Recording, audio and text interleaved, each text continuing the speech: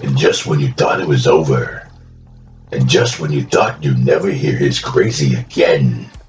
Hey, you guys hear about that Charles guy? I really like to borrow his crystal ball. Another episode of Am I Crazy? My name's Charles. It turns out I am crazy. Get ready for Totally Recalling. So I was talking to this guy, and he was telling me about this place called Totally Recalling, and I guess they help people learn how to use parts of their brain they forgot how to use. It's something based upon empathy.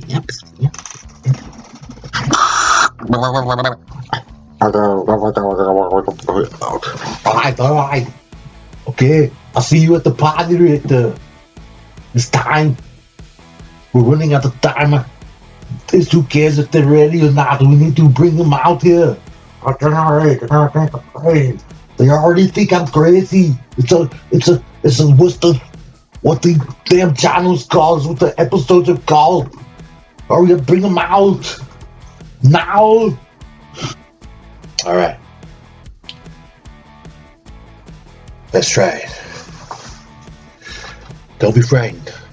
It's just a friend. Here to help. Open your mind. Open your mind.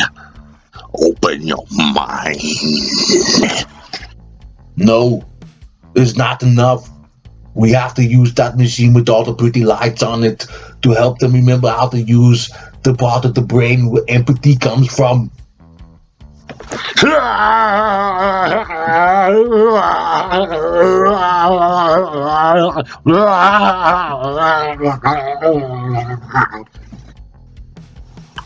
What's the matter?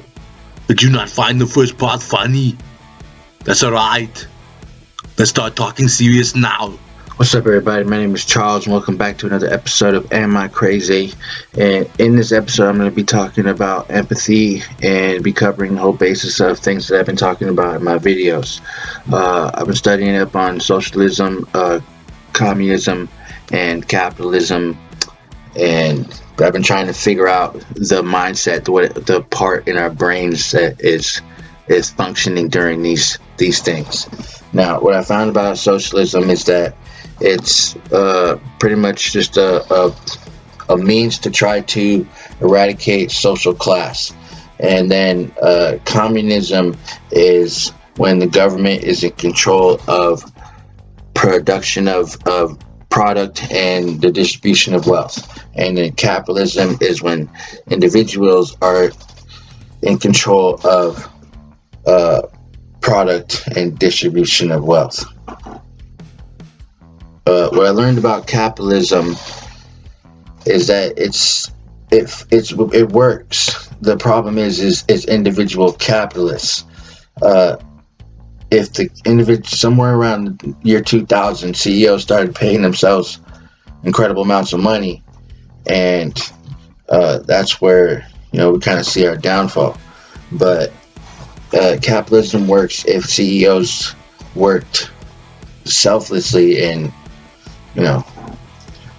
that's that. Where I get to empathy is like a way to understand one another in many forms, and I believe is the key to the solutions to our problems today. So scientists have come to the conclusion that empathy is hardwired into our brains, and it can be measured, it can be seen. There's energy that happens in our brains when you're empathetic. And I think what the problem with common knowledge is that empathy is kind of placed together with sympathy, but they're not really the same thing. Sympathy is kind of a feeling, where empathy is the ability to be able to feel other people's feelings, identifying other people's feelings with your own.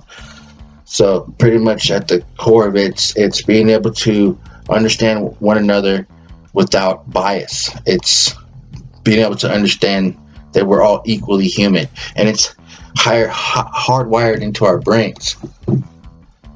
This way, we can understand the problems, why people feel in certain ways, why they act certain ways, and whatnot. But there's a lack of it in society, and I think that's because of social norms. Social norms are pretty much all about individuality, like self-interest, and it boils down to survival. I guess I should just get to the point on how empathy can work. So I'll just use an example. So as far as like the police, now the problem is that statistically,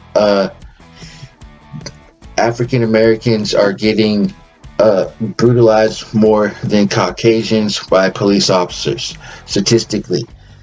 And that brings up the question is, does that mean there's more black people than there's white people in America? No. I think there's less black people than there is white people, but black people are committing more crime, so they're coming in contact with police more. But let's stick to the police part first before we get to the other part, the crime part. Police officers, if you notice that, it's not all police officers, but they're kind of trained to not be empathetic.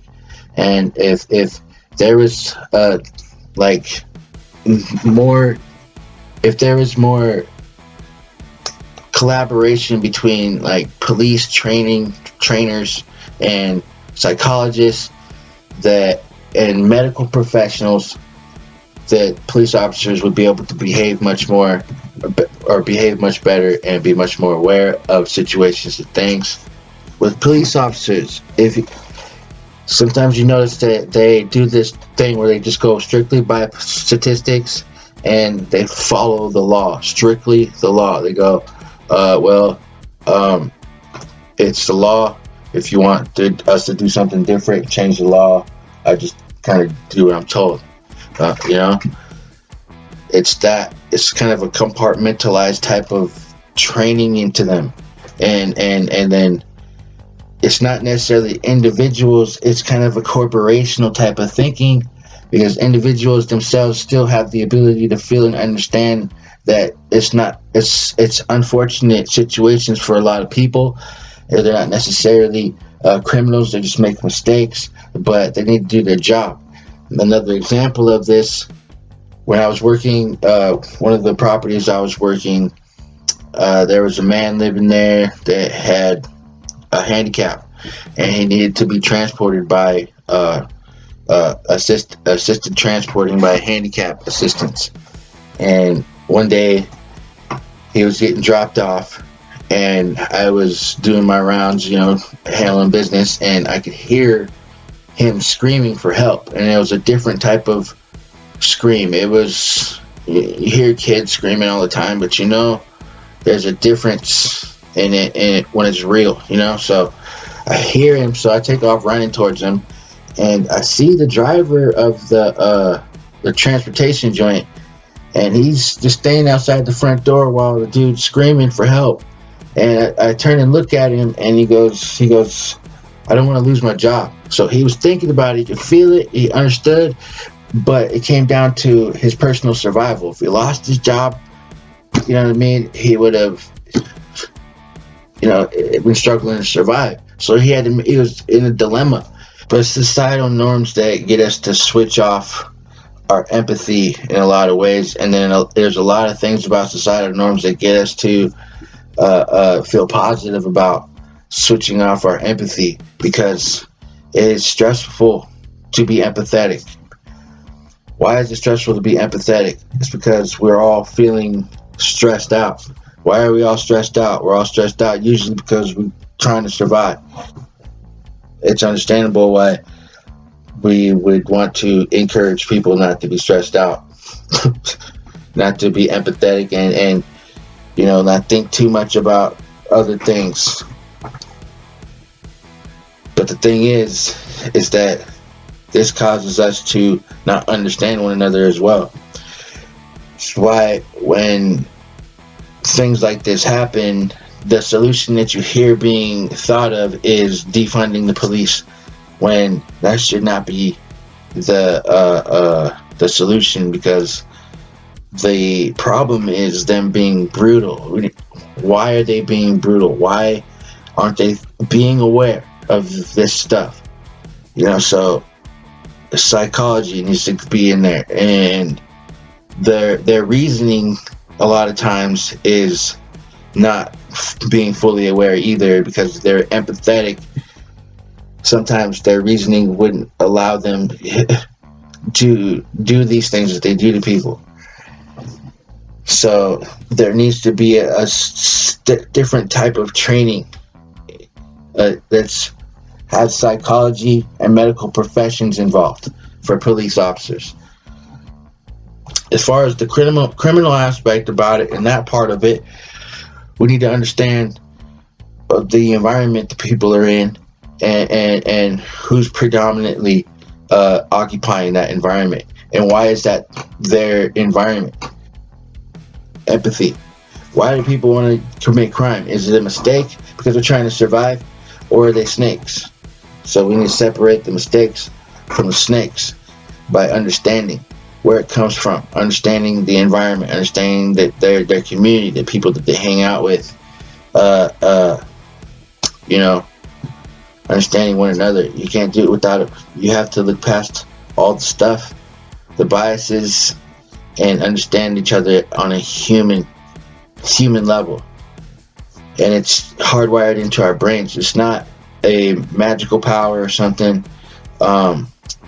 Just to clarify on the whole empath thing, I looked that up because, yeah, I was sitting and trying to figure out something, because when I go and talk about it, it's always the general response I get is aggression, and it's hard to maintain a peaceful attitude when people that you're talking to don't want to be peaceful. Do you know what I mean? It's like it's very difficult to try to maintain to gather a civil conversation. So, because the things that I talk about are like not how the world works. The way we all know how the world works, but it is possible for it to work differently, and we have the ability to change it. And right now is the perfect time. And really, though, if we get deeper down to it, the best way to do it is understanding ourselves. You can't really be empathetic if you don't understand yourself as a person. This is a hardwired into our brains. It's a competency or capability, or what it's not. It's part of your brain. It's like a muscle. You exercise it to understand it and use it better. If you don't exercise it, you won't be able to use it better. The thing is that exercising it is super stressful, because everyone around us is stressed out. So the idea is to figure out why everybody's stressed out. Why are they doing these things? Why are they making these behaviors? What's happening? What better things can we do? Defunding the police is going to make them more angry, and it's just going to separate and segregate them and make them harder to understand, and make it harder for them to understand us, and it's not going to change anything. The funding needs to go into the training part, the schooling. They need to be paid. They need to be less stressed out. And same with people committing crime. Whoever they're coming in contact with more, regardless of who it's happening more, the brutality is important. It's important no matter who's happening to, no matter how much is happening to either or. It's an important thing. Like, the part of being brutal is like, hey, don't be brutal. It's like we ain't got time to focus on one before the other. You know what I mean? The criminal aspect part of it. It's not always people being sneaky. It's people making mistakes too.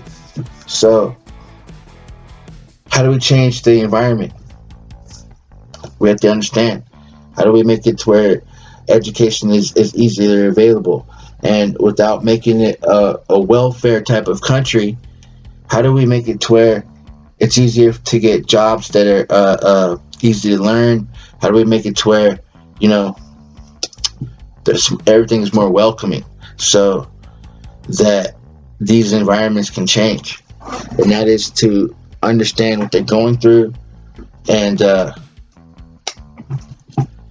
you know, so empath is a name that was taken off of the word empathy to describe a science fiction character a while back, like the 1970s something, I think, something like that. And then Star Trek used it. But I was looking into empaths because, you know, this thing popped up, and I was like, well, it kind of resonates with me, even though a lot of it sounds pretty depressing. But and I don't really think it's a superpower, but okay, let me see. If we're superhuman, let's do some. The world's burning down. Let's do some superhero stuff. So I sent them a message trying to figure it out. Like, hey, where you guys at? And then, of course, you hear kind of like that mythological stuff, but it's not really. It's a part of us. We all feel it out every day. It's in children. We're born with it. Empathy. So it's not a superpower. It's just the ability to understand one another and not have a bias, because we're humans. We're all human. Continuing on with the empathy part and combining it with the economy type of stuff, I came across I read up on this thing called empathy economy, and it was talked about how the world's kind of going towards technology and getting automated, which is going to kind of turn the world into a empathetic economy, because if everybody's job is going to get replaced by a robot, then all that's really going to be left are empathetic jobs like customer service. So that was pretty interesting to read, because you see it everywhere, places going automated. So that's kind of in the right direction. And then when we think down here below, it's like, well, then maybe I should forget everything that I learned and start learning how to use computers. But if computers can run themselves, basically, maybe self-efficiency and customer service and being empathetic is the way to be. Learning how to understand how people are feeling and understand if they're happy or mad is going to be valuable. It's interesting.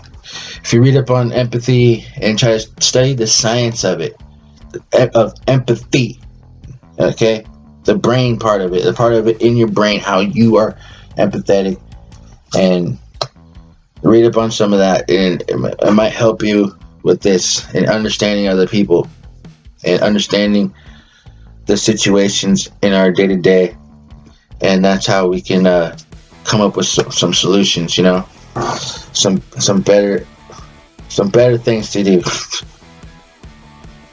Not just understanding empathy, it's using your own empathy. You do have it. Everyone has it. And it doesn't mean you need to be sympathetic. It doesn't mean we all got to be like hanging out and be buddy friends. But it gives us a better foundation to understand our problems, to find solutions. Because then we can understand each other. We can understand each other's actions. We can understand each other's feelings. And then we can decide what to do about the problems that plague us after that. Just think about it. Let me know. And I hope you enjoyed the video. I hope it was informative. I hope it gives you something to think about and go check out for yourself. I love you guys, and I'll catch you next time.